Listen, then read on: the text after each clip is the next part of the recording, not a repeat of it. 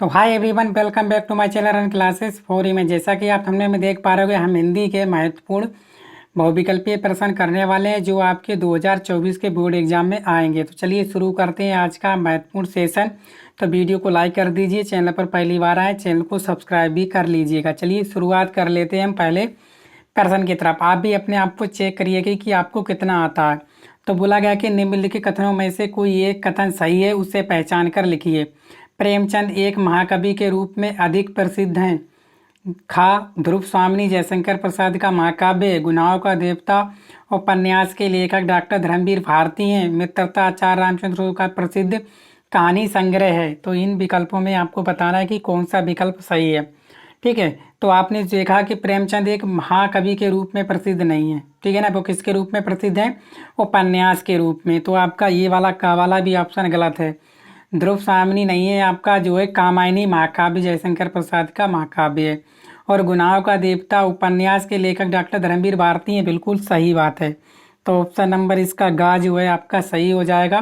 गुनाहों का देवता उपन्यास के लेखक डॉक्टर धर्मवीर भारती हैं। ठीक है, ये वाला मित्रता जो है कहानी नहीं है। ठीक है, ये बात आप याद रखना। इसके बाद आप दूसरा प्रश्न देख लीजिए। बोला गया निम्नलिखित कथनों में से कोई एक कथन सही है, उसे पहचान कर लिखिए। झूठा सच के लेखक रामविलास शर्मा हैं। आवारा मसैया एक उपन्यास है। महादेवी वर्मा एक उपन्यास लेखिका है। हंस पत्रिका के संपादक मुंशी प्रेमचंद जी हैं। तो बताइएगा इसका सही आंसर क्या होने वाला है। तो आप सभी जानते हो जो हंस पत्रिका लिखी थी उसके संपादक कौन थे? आपके मुंशी प्रेमचंद जी थे। तो इसका जो ऑप्शन नंबर घ है वो बिल्कुल सही आंसर हो जाएगा। ठीक है, चलिए इसके बाद आप तीसरा प्रश्न देखेंगे। बोला गया आज्ञा अजात शत्रु किस विद्या की रचना? इस संस्मरण है, रेखा चित्र है, नाटक है या कहानी है?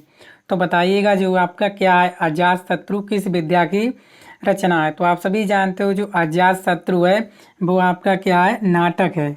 क्या है? नाटक है। ऑप्शन नंबर ग इसका सही आंसर है। इसके बाद मोस्ट इम्पोर्टेंट क्वेश्चन आपका आता है ये कि ठूठा आम किसकी रचना है? ठूठा आम किसकी रचना है? भागवत शरण उपाध्याय, रामधारी सिंह दिनकर, हजारी प्रसाद द्विवेदी, महावीर प्रसाद द्विवेदी। तो इसका सही आंसर बताइएगा, चौथे का क्या होने वाला है। तो ठूठा आम किसकी रचना है? तो ठूठा आम आप सभी जानते हो ये रचना है आपकी भागवत शरण उपाध्याय की। किसकी? भागवत शरण उपाध्याय। ऑप्शन नंबर का इसका सही आंसर है। नेक्स्ट बोला गया रानी केतकी की कहानी के रचनाकार है। ईसा अल्लाह खान, मुंशी सदाशिवलाल, लल्लू लाल या इनमें से कोई नहीं। तो रानी केतकी की कहानी के रचनाकार कौन है? तो आप भली बात जानते हो और अच्छे से जानते हैं। ठीक है, इसका आंसर आप बता रहे हो कि सर इसका आंसर क्या है? ईसा अल्लाह खान। बिल्कुल सही बात कह रहे हो आप। इसका जो आंसर हो जाएगा वो ईसा अल्लाह खान। ठीक है, ऑप्शन नंबर का इसका सही आंसर है। नेक्स्ट क्वेश्चन देख लीजिए आप, छठा।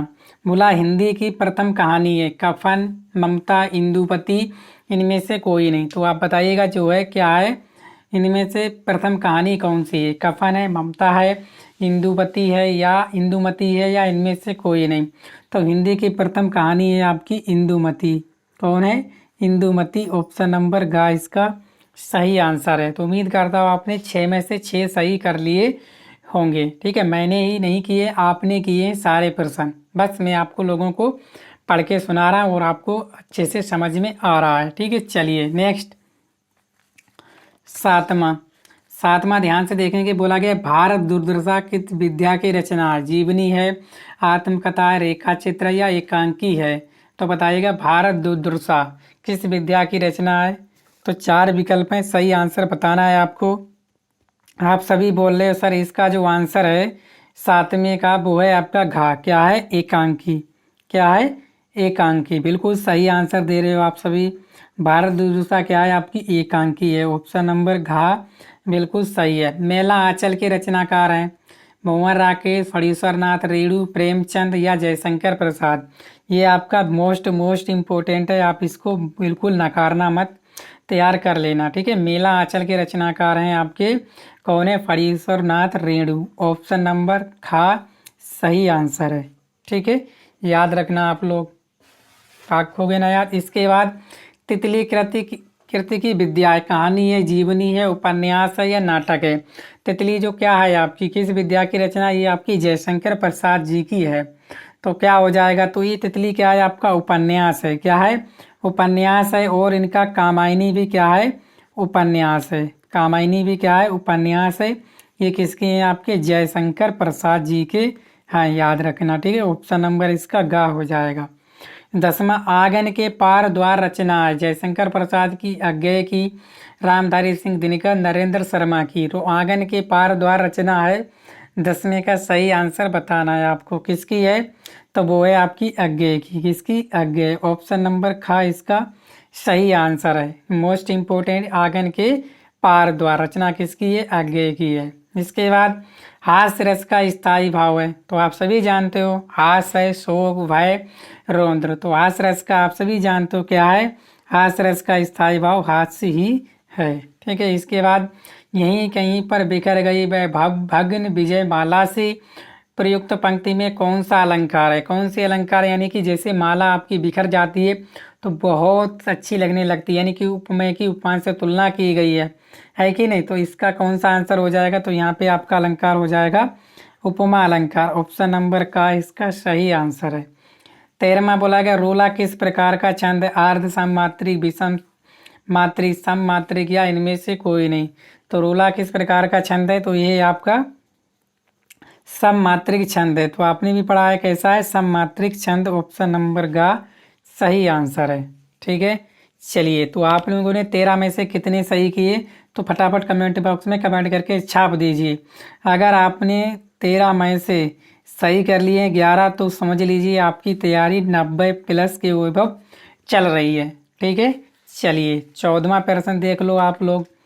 4 राहों का समूह का समास बनेगा, 4 मार्ग, चौराहा, 4 राह, इनमें से कोई नहीं। तो 4 राहों का समूह मतलब क्या हो जाएगा, जहाँ 4 रास्ते जाते हो तो वो होता है आपका क्या, चौराहा। ऑप्शन नंबर खा इसका सही आंसर है। नेक्स्ट, जेठ का तत्सम होगा ज्येष्ठ, ज्येष्ठ, जेठ मास या कनिष्ठ।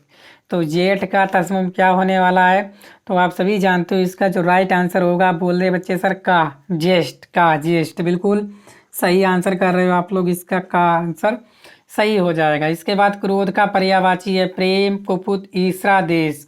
तो क्रोध का पर्यायवाची क्या होता है, देखो क्रोध मतलब गुस्सा आना, प्रेम तो हो नहीं सकता, जलन भी नहीं, ईर्ष्या भी नहीं हो सकता, देश भी नहीं हो सकता। तो क्या हो सकता है आपका कुपित, क्या हो सकता है कुपित। ऑप्शन नंबर खा इसका सही आंसर है। इसके बाद जब मैं दिल्ली जा रहा था, जब मैं दिल्ली जा रहा था तो कविता सो रही थी। ये किस प्रकार का वाक्य, मिश्रित वाक्य, सरल वाक्य, संयुक्त वाक्य, इनमें से कोई नहीं, ठीक है। मिश्रित वाक्य क्या होते हैं, जो आपके वाक्य दो मिल जाते हैं उससे मिश्रित वाक्य कहते हैं। सरल वाक्य जैसे मैं दिल्ली जा रहा था सरल वाक्य हो गया। संयुक्त वाक्य 2 वाक्य आपके मिल जाएं, ठीक है। चलिए, तो अब मैं दिल्ली जा रहा था तो कविता क्या कर रही थी, सो रही थी। जब मैं दिल्ली जा रहा था तो कविता सो रही थी। तो ये कौन सा वाक्य, ये आपका संयुक्त वाक्य, आप सही आंसर कर रहे हो, ठीक है। ऑप्शन नंबर का। इसके बाद अधिकार शब्द में कौन सा उपसर्ग लगा है, कार, अधि, आ या अधिक। तो अधिकार शब्द में कौन सा उपसर्ग लगा, तो बहुत से बच्चे बोल रहे हैं सर इसका ऑप्शन खा सही है, ठीक है, बिल्कुल सही आंसर दे रहे हो, ठीक है। ऑप्शन नंबर खा इसका सही है। इसके बाद उसमत का सप्तमी एक वचन का रूप होगा, यानी उसमत का सप्तमी हो और एक वचन का रूप होगा, क्या हो जाएगा आपका, तो ये हो जाएगा आपका तुई, क्या हो जाएगा तुई, याद रखना, ठीक है, इम्पोर्टेंट है इसलिए आप याद रखना चाहिए। निम्नलिखित में कौन सा द्रव्यवाचक संज्ञा शब्द यानी जिसमें द्रव्य आता हो, द्रव्यवाचक संज्ञा शब्द लोहा, दूध, लकड़ी या उपयुक्त सभी। तो बताइएगा कौन सा है आपका द्रव्यवाचक संज्ञा शब्द, कौन सा है, बताओ जल्दी कमेंट बॉक्स में कमेंट करके, ठीक है। चलो मैं आपको कुछ महत्वपूर्ण जानकारी देता हूँ, ठीक है।